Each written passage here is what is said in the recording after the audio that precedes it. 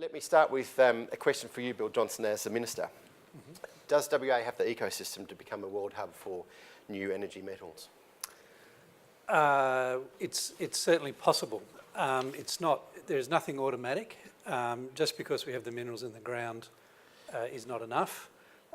We certainly have experience in handling technology, and we have a high-skilled workforce. We have everything that an investor could look for, and now we just have to make sure that we have the structures right to get that investment to follow.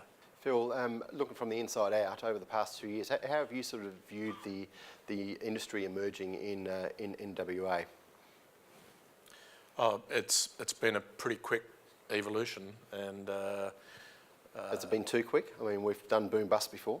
No, this is not a boom, and there's no bubble that's about to burst. I think anybody who looks at the forward projections, and they're actually really hard numbers, would say that we're going to struggle to meet that demand over the next 10 years.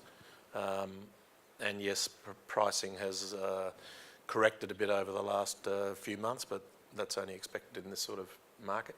So I think the projections of a 5-fold increase in demand for lithium products in the next 7 years is real, and is supported by nearly all of the analysts, and that will drive massive growth across the world. But we've just got such a great advantage here because of the resources that we have right across Western Australia to go that next step downstream, and then rightly talk about where that leads to. Yeah. Bill, if I can go back to WA's sort of potentially very strong position in this game, what sort of feedback are you getting across your portfolio, also as the Minister for Asian Engagement, but the visitations that are coming through?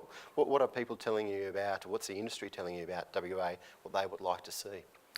Well, we just held our consortium meeting the Thursday before last with as many players as we could find. About 160 leaders in the sector came along to talk to us.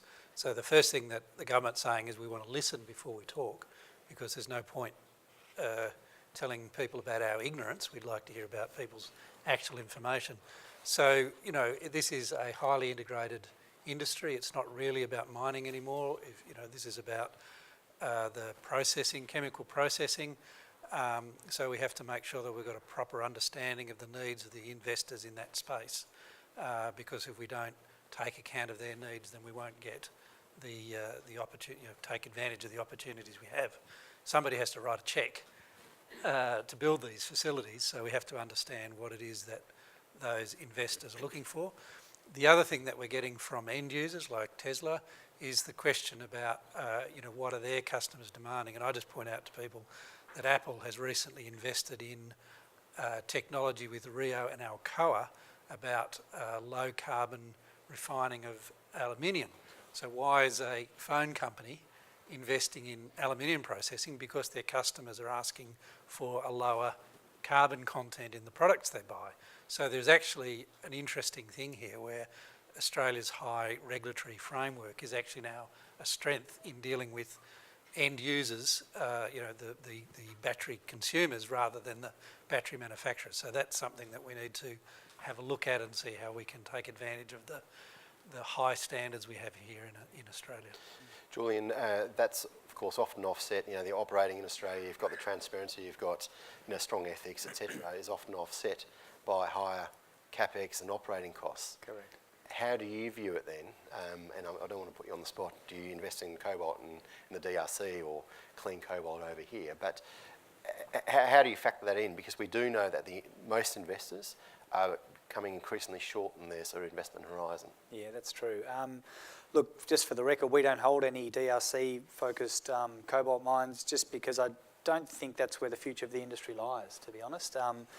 There's a lot of, 2/3 of world production comes out of the DRC. A lot of the end users, as Phil mentioned, are stipulating where the product's got to come from, and so there's big supply chain transparency issues. So Australia's ideally positioned. So that's our ethical hat on, and then as investors we need to put our economic and commercial hat on as well and work out where we can get the best return for our dollar. So WA is perceived to be a higher cost environment, but I think what we're seeing is cost curves are shifting up because of the regulatory overlay that's coming through all these battery-related commodities. And so I think we're seeing a stronger for longer pricing environment, which means that there is more profit that can be made out of some downstream processing in WA.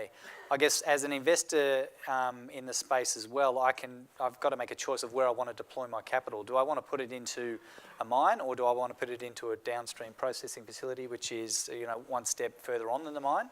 And based on where we think commodity prices are likely to go and the deficits we see, as one of the charts I put up earlier, from my point of view, the mine is probably where a lot of the economic rent is going to accrue over the next decade or two. So from my point of view, I'm going to get much better return, a high leverage out of my dollar of capital that I put to work if I'm investing in a mine, should I get it correct. And then perhaps it's a different style of investor than someone like Regalmore, an infrastructure style investor who may be looking to invest in a battery-related plant or something like that. So there's a whole, I think there's a whole myriad of ways you can look at that. Ladies and gentlemen, can you please thank our panellists for a really insightful discussion.